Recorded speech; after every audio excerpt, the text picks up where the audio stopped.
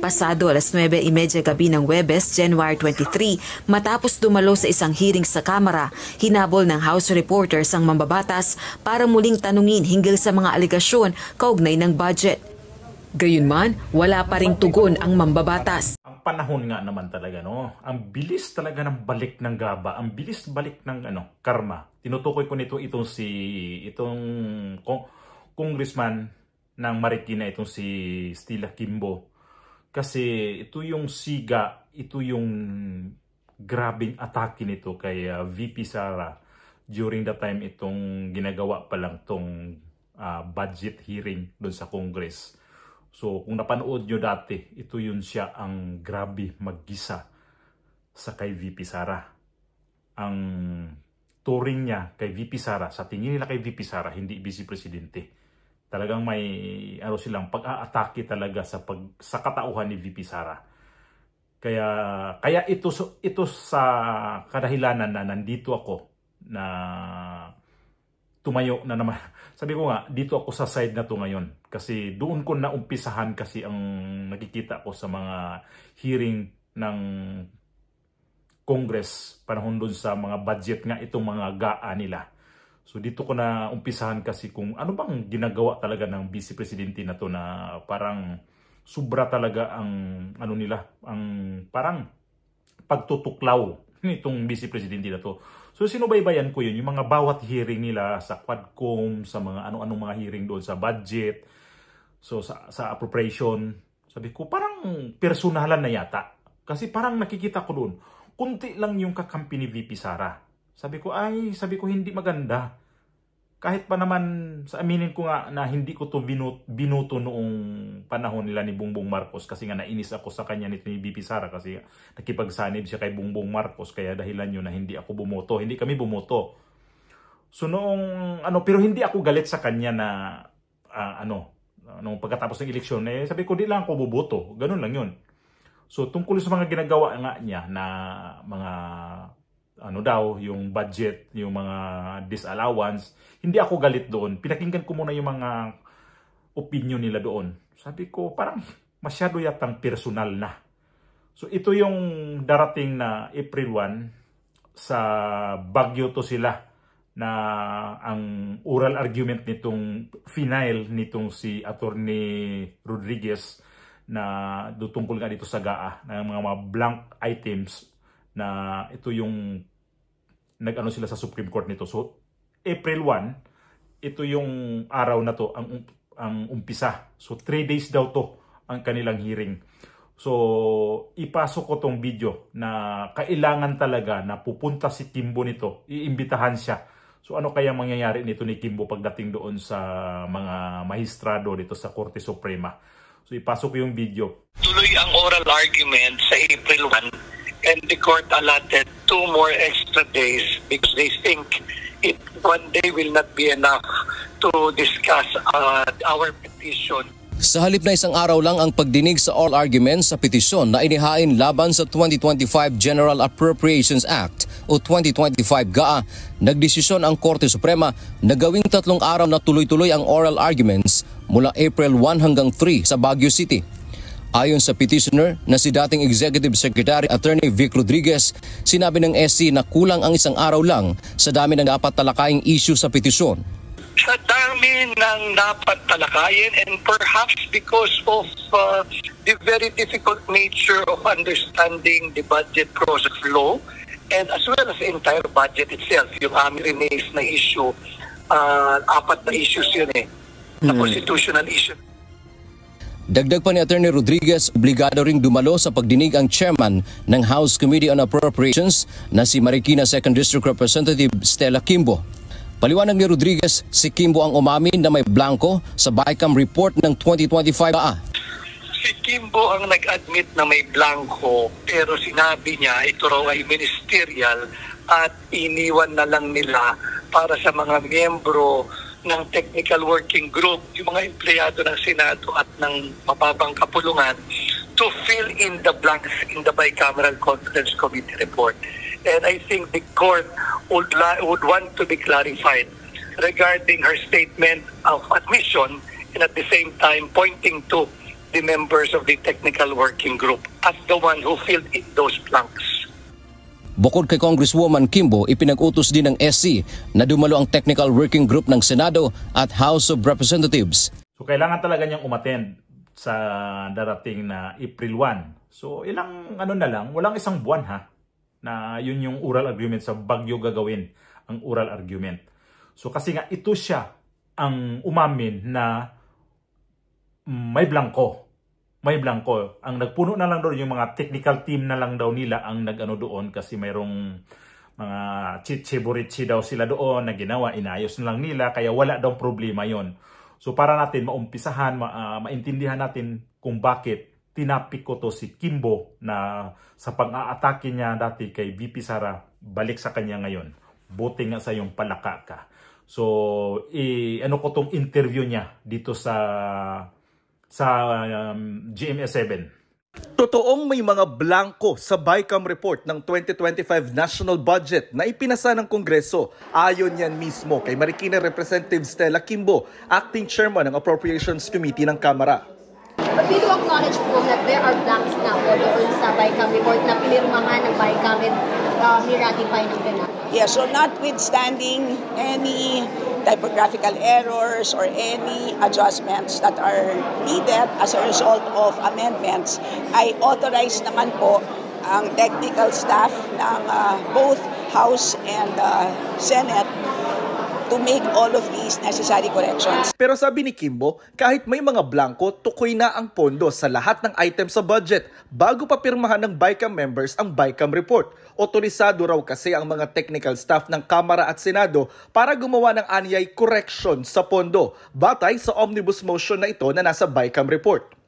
Lahat po ng naging corrections ng ating technical staff, lahat po yan ay ministerial na lamang. Ibig sabihin, calculator activity na lang po. So, lahat po, wala na po silang discretion dahil lahat po ay decided na po by the BICAM members at the point of signing.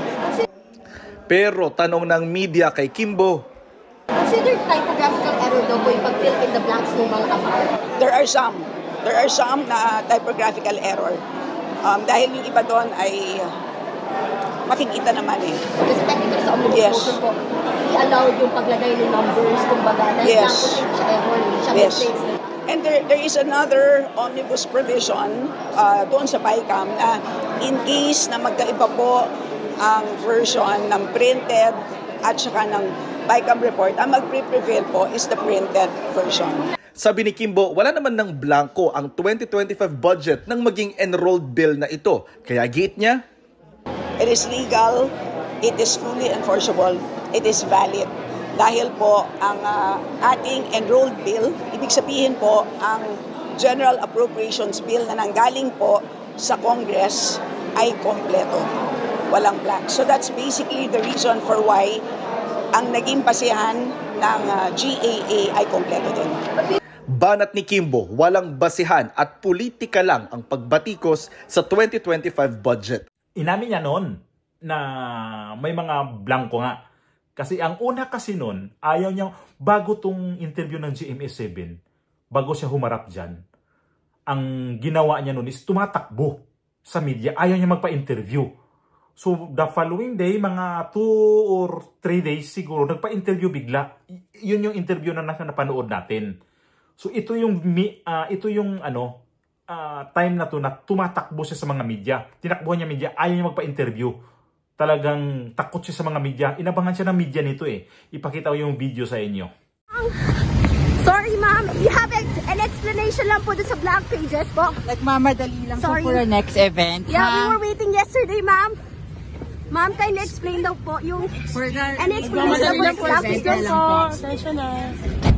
Umiwas si House Committee on Appropriations Acting Chairperson Marikina City 2nd District Representative Stella Kimbo na sagutin ang mga tanong tungkol sa umano'y blankong items sa Bicameral Conference Committee report para sa 2025 national budget. Kabilang si Congresswoman Kimbo sa Bicameral Conference Committee o BICAM na pumirma sa report at ilang araw nang humihingi ng reaksyon mula sa kongresista at mga kasamahan nito ang mga tauhan ng media kaugnay ng issue. Pasado 9:30 gabi gabi ng Huwebes, January 23, matapos dumalo sa isang hearing sa Kamara, hinabol ng House reporters ang mambabatas para muling tanungin hinggil sa mga aligasyon kaugnay ng budget. Gayunman, wala pa ring tugon ang mambabatas. Kong Stella, may issue po. Nagmamadali lang siya. Nagmamadali. Pasensya na. Nagmamadali lang siya eh. Pero yung sa blank, Nagmamadali lang siya. Nagmamadali lang siya. Wala pang kongresista na bahagi ng BICAM ang nagsasalita kaugnay ng umano'y blankong item sa Bicameral Conference Committee report para sa 2025 national budget. Ayaw niyang magsalita noon kasi nga daw nasagot na yun ni SP, ni Senate President. Nasagot na yun ni SP. Next time na lang daw pati yung ano niya, yung alalay niya, yung bading. Ayaw niya payagan na ma-interview yung boss niya. So amo niya yan si Stella Kimbo, yung bading na yon. So nagmamadali lang siya. Ganun yung sinasabi na ng bading. Kasi ayaw niya ayaw niya mapa-interview ni Stella Kimbo. So naalala ko to na nung panahon na yon, itong GAA na nasa ano pa lang, nasa yung budget pa lang na hearing nila. Nasa Congress pa lang to sila, dito sa appropriation nga. Ito yun sila.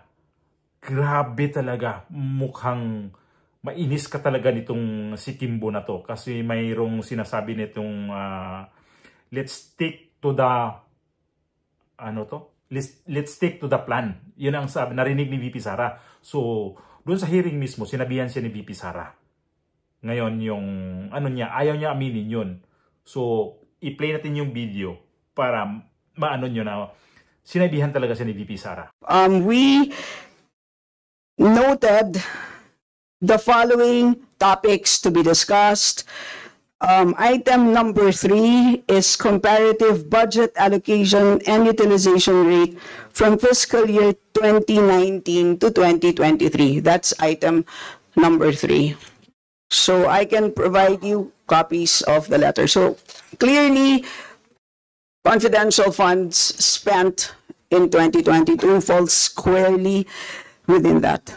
Ang gist lang na nakuha ko na nasabi kanina ni Representative Luistro, yes, is that wala siyang time na isa-isahin per letter yung letter namin sa Commission on Audit on why the requested documents should not be released to Congress. Pero nakahanda na yung mga sagot niya sa lahat ng arguments namin sa national security, sa due process, and sa separation of powers. Is this part ba of what you said earlier, Representative Kimbo, let's stick to the plan?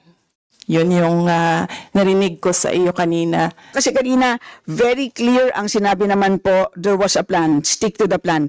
Wala rin po ako natatandaan. I kept saying, let us all stick to the issues, which is the budget. So yun na lang po. Noong nagsagutan na kayo, ikaw, Representative Kimbo, tsaka Representative Castro, about the 11 days, 19 days, ilang days na yon ng utilization, nakita ko na that was the start of an attack against the Office of the Vice President, and i-hinge yung attack on the confidential fund use. So nakita na namin yung timelines and nakita na namin yung kumbaga script sa narrative ng attack on the Office of the Vice President with regard to confidential funds. So to show goodwill to the people and para mapabigyan ng muka na sinabi namin na hindi namin napapadali ang trabaho namin dahil sa confidential funds, dahil natatarget namin kung saan dapat ilagay ang proyekto, pero pwede kaming magtrabaho ng walang confidential funds. That is the reason why hindi na namin ginamit ang fourth quarter na confidential funds sa Office of the Vice President to show the people, the public, that we are in good faith sa paggamit ng confidential funds. And we are true to our word na sinabi namin na napapadali ang trabaho, pero pwedeng i-give up yan. Kanina po nabanggit ang pangalan ko, kasama ni Kong Franz, nung meron pong nagtanong kung bakit may 125 million para sa fourth quarter taong 2023 na hindi po ginamit ng ating pangalawang Pangulo. Nabanggit ang pangalan ko. I believe ang sinabi po ni Madam Vice President is that tila may lumalabas na po na pattern simula nung araw na nagsagutan po kami sa plenaryo na lumabas po na 11 days lamang ang period na kung saan ginamit po ang pondo amounting to 125 million. I just want to state for the record that that was in no way planned action on my part. That was the most difficult moment in my 5 years in Congress. Tinanong ako ng isang tanong, I just had to say the truth. Nakabase sa liquidation report at kitang-kita nyo naman doon po sa nakakita na po ng notice of disallowance na ginamit po siya from December 21 to 31 at pagbilangin po natin ang mga araw na yan mula 21 hanggang 31 ay indeed 11 days. So yun lang po, I just want to state that on record that on my part, simula nung moment na yon ay naging napakahirap ng buhay ko. No rational human being would ever want to plan her life that way. So there's absolutely no way that can be planned on my part, just for the record. Uy, nakapag-subscribe na ba kayo? Subscribe naman please itong video na itong vlog na to, itong channel na to, paki-subscribe at paki-like itong video na to. So, ngayon, napanood yung lahat ng mga video kung ano si Stella Kimbo. Inamin niya na mayroong blank item doon sa kanilang GAA na napunta sa GAA, doon sa Baykam pa, ang dami lang doon na dinaanan. So pagdating sa GAA, wala na daw yung wala nang blanco kasi nga pinila pa na nila. Tapos ang daming nakakita noon na may kaya nga pumunta si itong si Vic Rodriguez dito sa Supreme Court. Sila ni Congressman Ongab. So ngayon, itong ginawa ni Stella Kimbo kay VP Sara, ang bilis ng karma, ang bilis ng balik ng gaba, ang bilis ng balik nitong, ito yung nila, pagtataray ni VP Sara. Nakita naman natin kung gaano siya magtaray. Parang pabiktima pa siya. Siga kayo sa Kongreso. Ngayon, gamitin nyo yan pagdating doon sa oral argument nito sa Supreme Court sa Baguio. Piling nyo kasi, mga abogado kayo dati sa pa lang, ngayon, ito yung totoong abogado ang haharap sa inyo, magtatanong sa inyo. Napansin nyo ba kung ang mga totoong abogado, mga totoong mga abogadong mga nasa Korte Suprema, pag magtanong, napakamalumanay, hindi sumasapaw. Hindi kagaya dito sa Quadcom na pag hindi ka sasagot ng tama, galit na galit yung mga tao dyan. Galit na galit yung mga congressman nang walang alam. Hindi naman pala abogado itong nasa Quadcom. Sino lang yung mga abogado? Hindi ko alam kung sino abogado dyan. Kasi lahat mga bastos eh. Di ba pag hindi sumagot yung kanilang tinatanong, i-contempt nila, sabihin na nagsisinungaling. Pero dito natin mapakinggan dito sa dito sa Supreme Court kung gaano ka-professional, gaano ka mga ka-abogado ang ganyan pala magsalita. Na talagang tapusin nila, nakikinig sila kung ano yung sinasabi ng kanilang tinatanong. Hindi yung kagaya sa Congress nga na talagang piling nag-aabogado, wala naman palang alam sa batas. Ngayon, Stella Kimbo, ito na yung balik sa'yo. Ayusin mo ang salitang stick to the plan. Ayan na. Tingnan natin kung ano talagang mangyayari sa'yo ngayon doon sa itong oral argument nitong darating na Abril. Palapit na palapit ang eleksyon. Ito, take note, huy, taga Marikina, uy, Marikina, gising po kayo dyan. Kakandidato ng mayor to sa inyo, ha? Baka mananalo pa to sa inyo. Pag ito'y mananalo sa Marikina, si Kimbo na alam nyo na kung ano tong kakurap nito, gaano to sa mga kanyang mga items na mga branded, kayo rin ang mali dito. Kung iboto nyo to taga Marikina, wala kayong utak. Kasi pinapanalo nyo tong gaga na to, na abnormal, na mukhang palaka, siraulo to na congressman. Hindi ko alam kung bakit nanalo to sa inyo sa Marikina. Ba't kayo binuto ng mga ganito? Kung totoong nagising tayo, wag nyo tong iboto pagka mayor. Ilampaso nyo to sa Marikina, ilampaso nyo.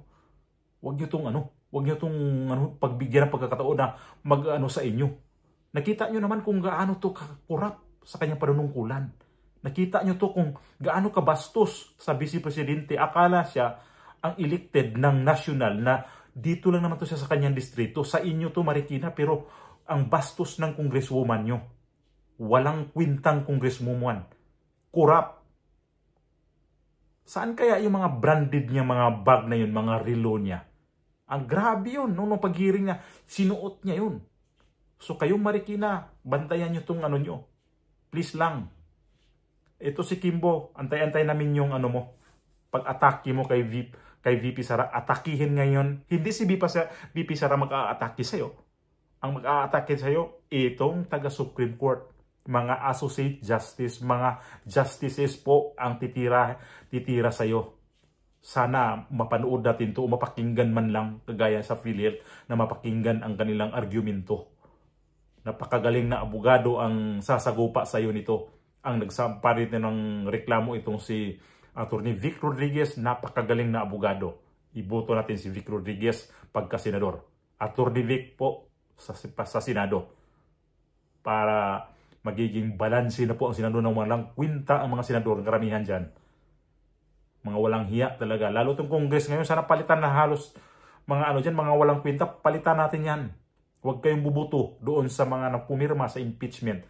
At bandayan nyo ang itong mga walang hiyang congressman ngayon. Lalo to si Kimbo. Tingnan natin kung saan ang ngiti mong mukhang ngiting pagi.